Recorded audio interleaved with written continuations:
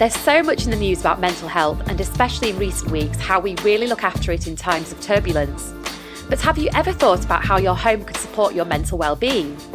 Well, today we're going to talk about just that with Professor Sadie Morgan of dRMM Architects, who founded the Quality of Life Foundation, and Ben Channon, architect at Assael Architecture and author of Happy by Design, a guide to architecture and mental well-being. Sadie and Ben, welcome to the show. Thank you. Hi, Nichi. Thanks for having me. So Sadie, I'm going to start with you. You've spent much of your career campaigning for people to give more attention to how their surroundings make them feel. Why is it so important? I think when you're an architect or designer, it's very easy to sort of become very focused on the building itself and how you design it, what it looks like. But the reality of all the things that we do and design is that they affect the way that people live and work and play and feel. And so for me, that's one of the most important things that I think we need to consider. So I've set up the Quality of Life Foundation on the understanding that if we could actually work out what it is that improves people's quality of life, and that's, in relation to their built environment, then if we included that in all the things that we design, in all the developments that we design, then that has got to be a really good starting point. So if you're an architect, you assume that might be what it looks like. Does it have a pitched roof or a flat roof? Well, no, I think there's much more to understanding how our environment affects us. And I'm sure that we're going to hear a lot more about that today. But for me, it's really about really understanding what are those things that matter and asking not the professionals what matters, because often that's what matters to them, but actually asking the people who live and work and play in the developments that we design, in the houses that we design, to make sure that if we are trying to build many more homes, as the government has asked us to, over the next few years, that we are actually building homes. We're not just building numbers, but we're making sure that those homes are communities and places where people actually want to live and that really do improve their quality of life. Yeah, that makes a lot of sense that we should ask people that are actually living in the homes to start off with. Ben, when did you become interested in the matter of mental health at home, and why? So for me, it all kind of started in my mid-20s, really. So what was that, probably 6 or 7 years ago. And I just finished architecture school, and I was sort of working probably harder than I should have been at the time. And not that surprisingly, perhaps, started to have an impact on my mental health. And I actually had a couple of quite challenging years with my mental health where I struggled with anxiety. And I had some CBT for that. But thankfully sort of came out the other side of it. But for me, it just made me really interested in the subject. It wasn't something I'd really come across, or I'm kind of embarrassed to say it wasn't something I'd really thought about that much before. But obviously going through that experience firsthand really was quite a shock to the system and made me kind of reassess everything I was doing as an architect. And lots of those things Sadie was talking about, the impact of our home on us, the impact of that building as a home, as a place, and how buildings were affecting my mental health on a daily basis.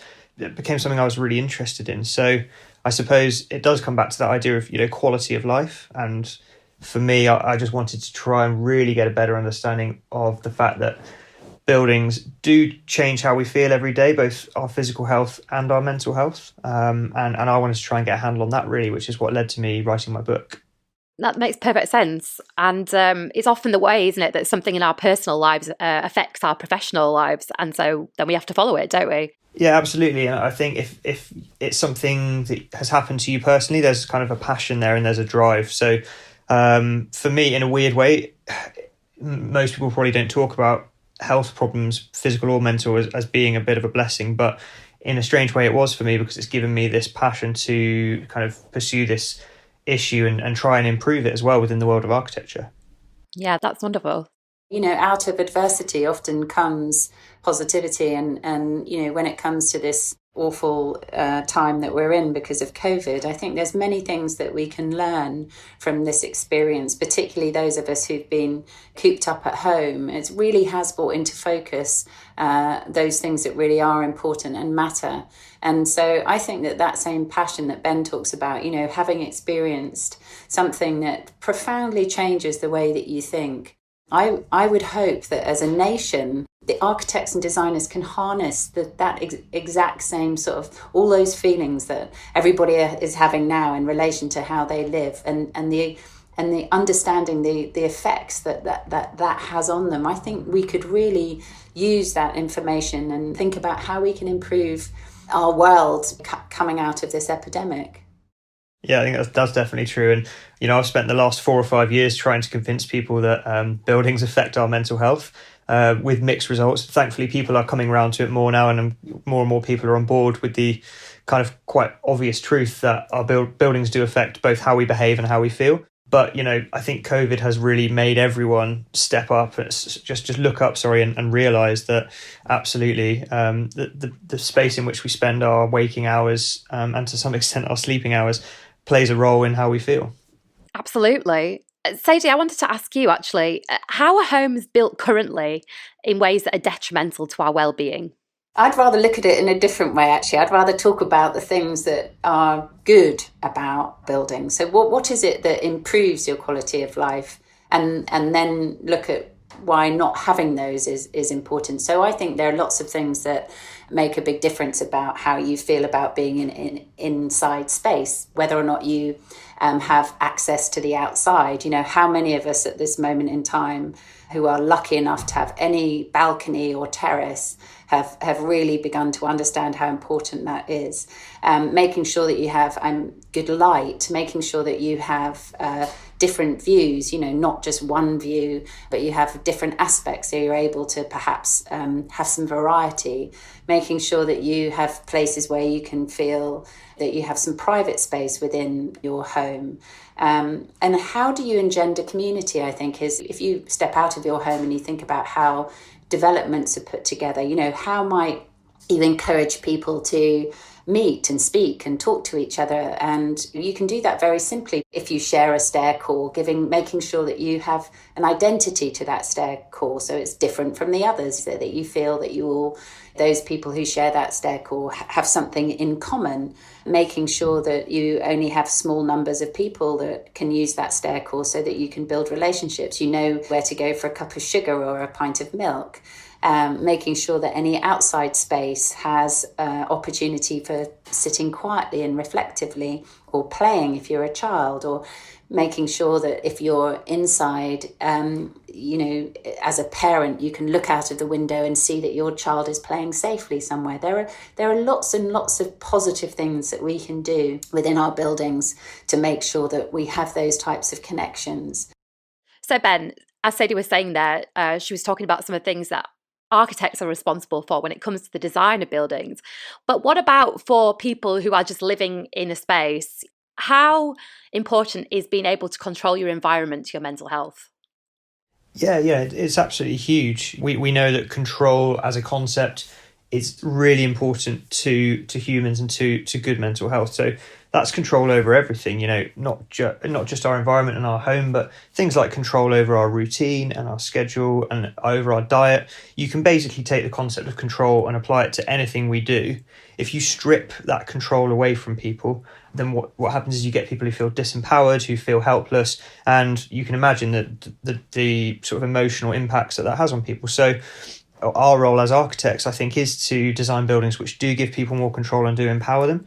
But as you say, there's things that people can do within their own home to try and get a little bit more control back. So one of the things I've been encouraging people to do during lockdown is actually to kind of do a bit of an assessment of their own space, assessment of their home, maybe their living and working space, because what it's important, I think, for people to remember is that our homes are serving many, many functions at the moment. They're working for us in so many ways that they were probably never designed to they weren't designed to be used in those ways. So, for example, for most of us now, I imagine for 40 or 50 hours a week, they're acting as offices. And when we moved into our homes, we set them up to be generally spaces for relaxation, socialization, not spaces for working. So one good thing that you can do straight away is just to look at the layout of your space and say, okay, let's actually realize this space is being used for 80% of the day as a workspace. Do I need to move things around? Maybe I should put my desk near a window so I can access that natural light and those important views out that Sadie was talking about. And just kind of reimagine spaces and take control back over them. And similarly, it might be that actually you try to change the way the space feels at night. So perhaps you push loads of furniture back during the daytime, pull it back out in the evening.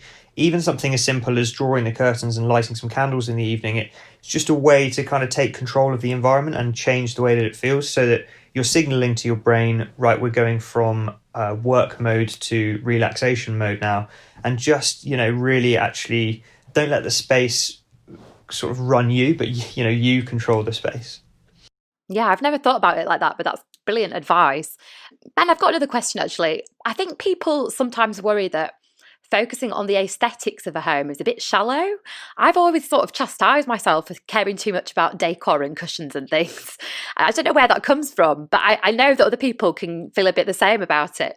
But in your book, you talk about how aesthetics really do affect our mental health. So I was wondering what some examples of that might be.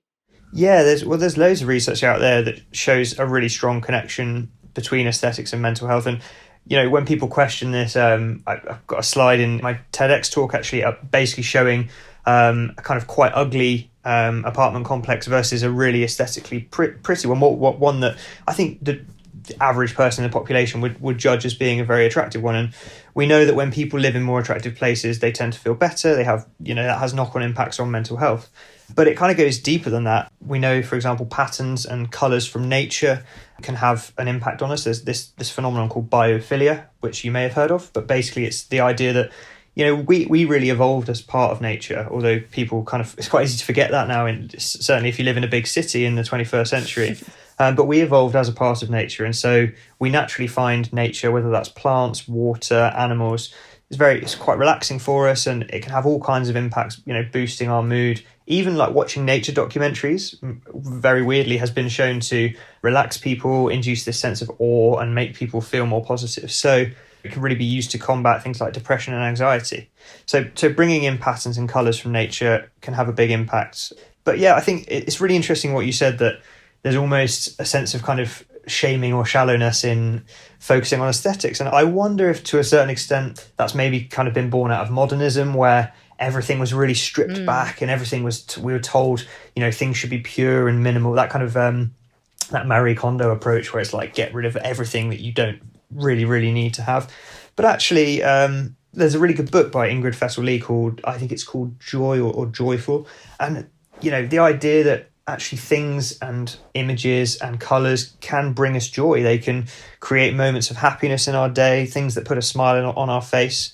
We know that, unfortunately, because of evolution, we're hotwired to remember negative things more strongly than positive things, just because, it was important to us to remember what a saber-toothed tiger looked like and smelled like and sounded like. So we remember negative memories and hold on to those much more strongly. So I think absolutely it's very important that we do pack these positive aesthetics into our homes.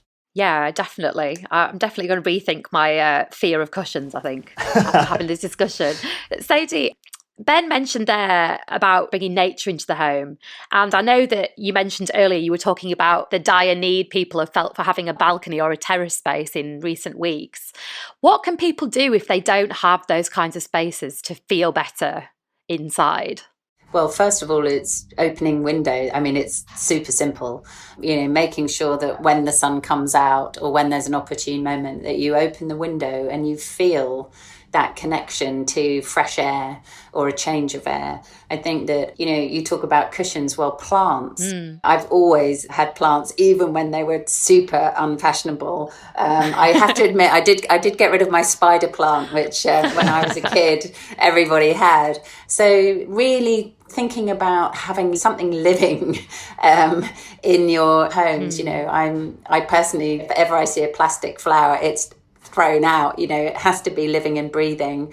And I think that that's really important, because you have to care for plants. Says she who kills most of them by overwatering them, because I overlove my plants. But having something that you're responsible for that gives something back, I think, is also important. So even if you're not lucky enough to have a terrace, or you're not lucky enough to have a balcony even, then, being able to open the windows, perhaps having some plants on your windowsill, just to sort of emphasize a connection between you and nature, I think is totally possible to do. And if you can have plants, real living plants, in your home. I think that goes a long way, actually, to helping with that connection to nature. Yeah, absolutely. And the stats on that are quite amazing. Actually, I was reading a study the other day, which it was looking at things like productivity and learning with plants. So it was saying, for example, that just by putting kind of small yucca potted plant type things in offices, they saw like huge boosts in staff productivity. We're talking like 20% plus. And similarly, if you do studies with school kids in terms of memory and recall, just putting a small potted plant on the desk in front of them while they do these memory tests, you actually saw better recall and memory skills. So we know that somehow nature and plants, they tap into this quite primal thing inside us. So yeah, really is quite a powerful tool. Yeah, they definitely sound it. Sadie, I wanted to ask you about light as well, because obviously when people are talking about properties, they're obsessed with the light in them. But what does a well-lit space look like? Can you have too much light in your house? That's a really good question. I think you can have too much glare. I don't think you can ever have too much light, but you can definitely have too much glare. So when light is even, and that's not to say it can't change with the day, there's nothing better than perhaps having a sort of shaft of sunlight coming through in the morning as the sun tracks disappears, because maybe then you can take your bowl of cereal and sit in the sunlight, in the morning. So I think light is very emotive in the way that it changes, and having good light is something that's very, very important, particularly as our homes have become our offices, because, when you're working at computers or writing or doing work that's intensive, then you definitely need very good light. There's a good reason why people who read a lot under the covers are all wearing glasses at my age. It is very important, but certain types of light aren't always that good. So if you have very small windows in a very large wall where you have strong light coming through, then you can often get bad glare, and that's not a sort of soft, comforting light. It's quite an aggressive light, and makes it quite hard to focus sometimes, or you'll look at the light and then you'll look away and suddenly everything gets dark. So I don't think you can have too much light, but you need a light that's kind of consistent, and as I said, it can change, but it needs to kind of change in a natural way through the day. I think having light that's natural as much as is possible is absolutely the best kind of light. And so having rooms without windows, for example, can be very oppressive. And most people, even if they don't realise it, like to be in rooms where there's good light and there's good natural light. And it's a comforting light rather than a very strong, piercing light. Ben, do you have any thoughts about that?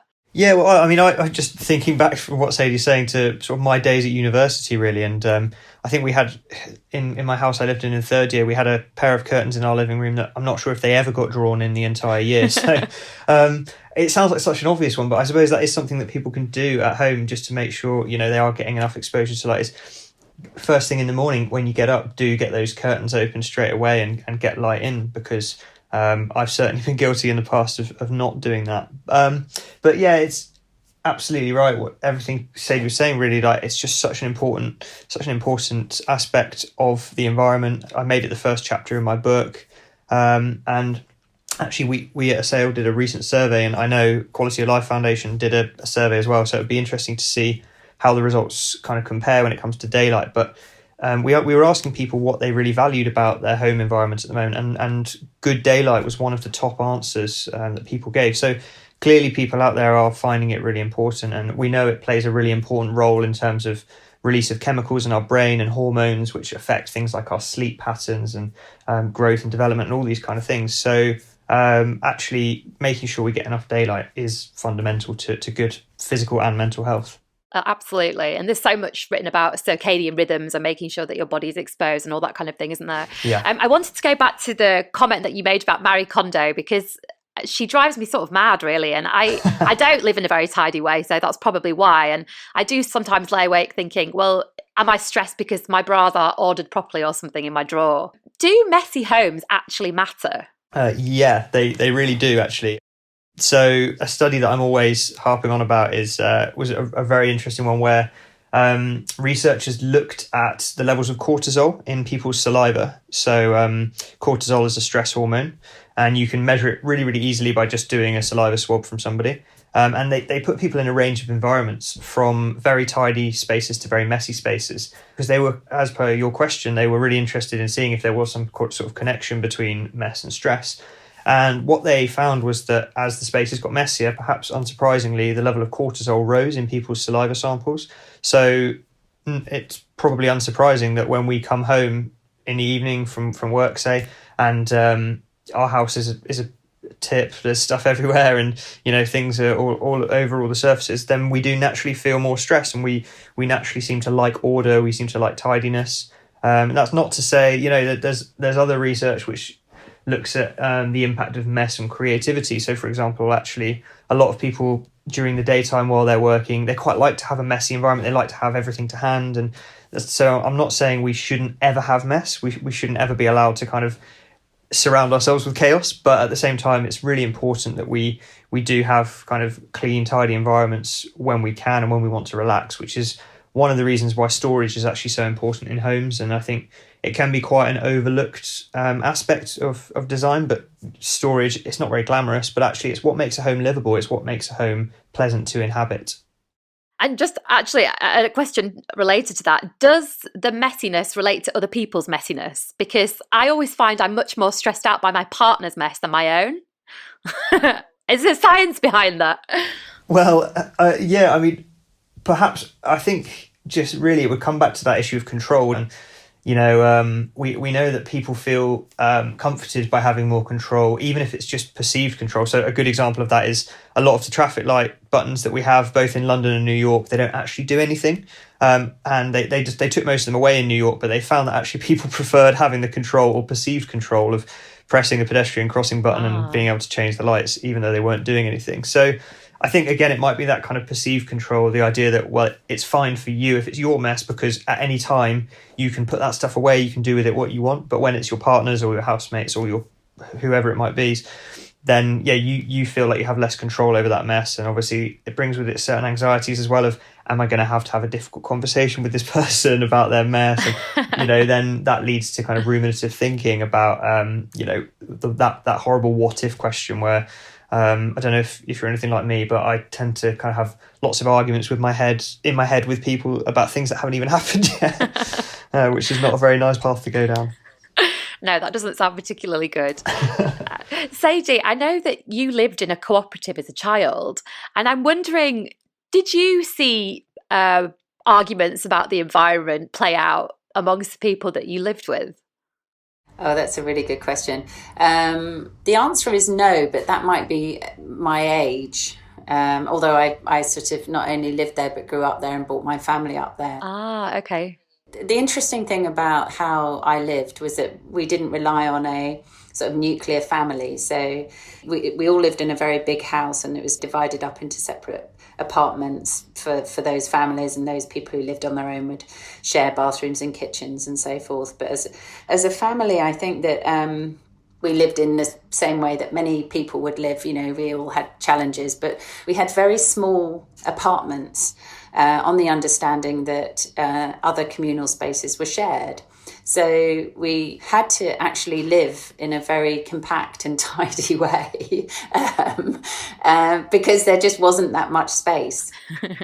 Because you had other spaces to go to that were your own.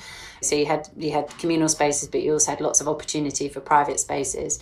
Bedrooms tended to just be where you slept, rather than nowadays that's where kids go to do their homework and all of those sorts of things if they're lucky enough to have their own bedroom.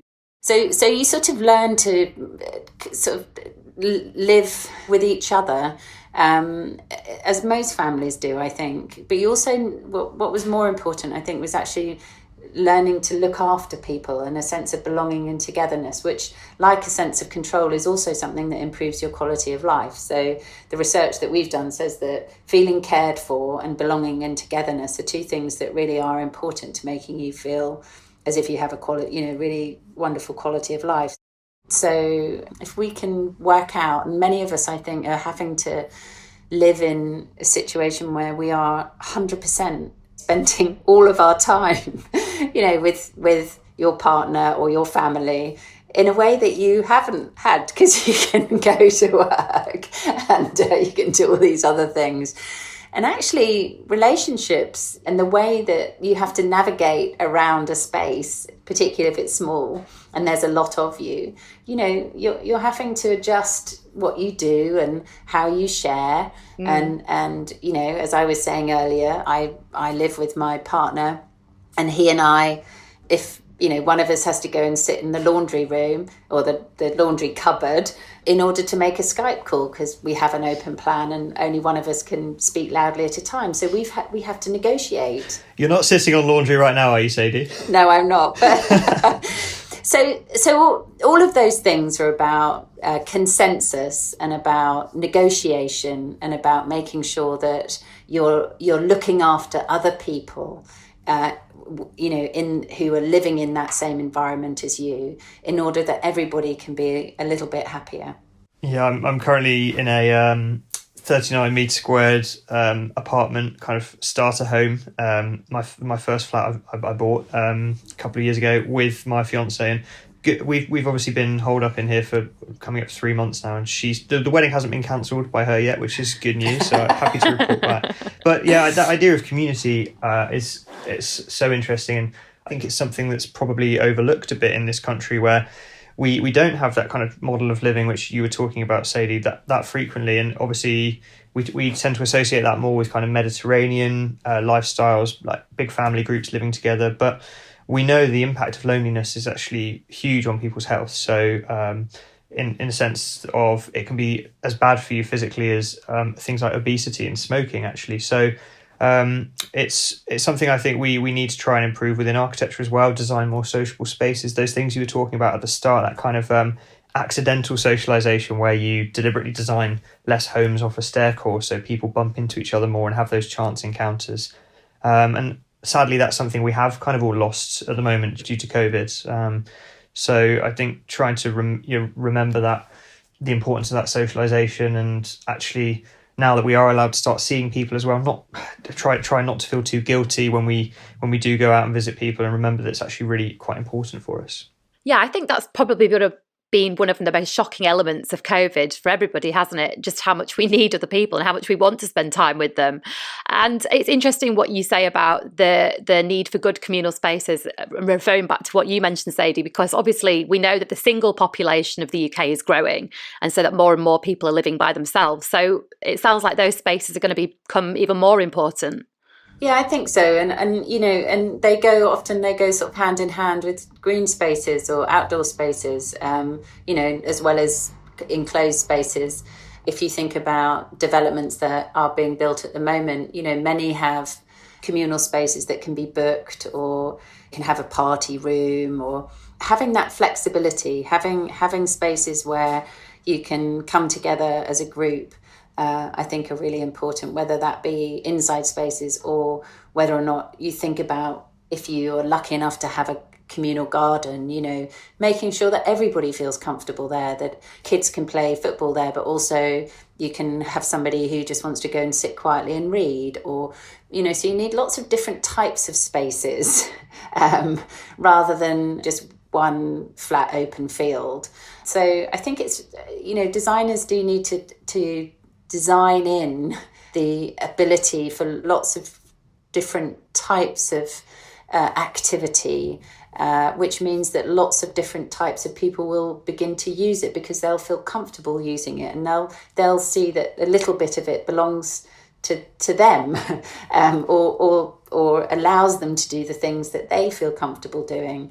There's a lot to be said about really, just really thinking about a day in the life of 5 or 6 different types of people and their needs, and how by negotiation, by perhaps a little bit of compromise now and again, but you can encourage all of those activities to happen. So it's really about thinking about the multiple needs of people sharing some space in many ways. A space can't always deal with everybody's wishes, but I think you can, if you've thought about what they might be, you can definitely start to design those in, I think, and of course you need to make sure that you've asked, before you do that designing. It's a good idea to actually ask people what it is that they want and how you might help design those things in. Yeah, definitely. Getting permission from everybody sounds like a good idea. Ben, I just wanted to finish off really by asking you, you talked at the beginning of how it was some of your own mental health difficulties that had inspired your interest in this work. What were some of the things that you learned and that you would say to other people if they were struggling maybe with anxiety that they should pay attention to in their homes? That's a really interesting one, actually. Well, as I said to you, at the time, I was kind of living in a shared house, so a lot of those issues that we've already touched upon will be quite relevant. Things like mess, things like not opening the curtains, probably not necessarily being as tidy as we should have been. But in terms of things that you can do to support your own mental health in your home, we've obviously touched upon things like nature as well. Activity is so important, staying active and exercising. So trying to find a way that you can do that within your home at the moment, because looking out my window now, and we're very much in the middle of British summer, which means it's kind of lightly drizzling. So finding ways that you can actually exercise in your own home. Of what that's meant for us is, even though we only live in a small flat, just finding a way that we can adapt the living room. So very quickly just push all the furniture out to the edges and it becomes like our home gym. And it's important that you can find a way to do that quite quickly and easily, because if it's a faff or if it's hassle, we've all been in that situation where we're as humans, we're very good at finding excuses not to exercise. So you need to make it kind of as excuse free as possible. And that whole thing I was talking about of control, really making sure that you take control of your environment. And that can be something as simple as keeping all of your stuff on a tray, like all your work stuff, like your laptop, your pens, all that stuff, and your notebook on a big tray. And then at the end of the day, you can just fold down your laptop, slide that tray away somewhere, put it in a different room, so that actually you are just switching off at the end of the day. But fundamentally, one thing I always say is, as much as I'm trying to spread the word that buildings can impact mental health, fundamentally there's so many other things that impact our mental health. And really it's about respecting yourself. I got myself into that situation because I was actually putting my work and the needs of other people ahead of my own needs. So really that's why I became a massive workaholic, and didn't really realize the importance of my own downtime. And I associated a lot of guilt with kind of relaxation and stopping working. So really remembering that your own downtime is important, particularly right now. And also just talking to people. If you're having a difficult time, open up to someone and tell them, because while it's normally most people find it quite scary to do that, and they worry about the kind of response they'll get. But actually, from my own experience, when you start talking to people about the fact that you're struggling or you're having a tough time, all you get back from people is kindness and compassion and love. So that really is the key message, I think.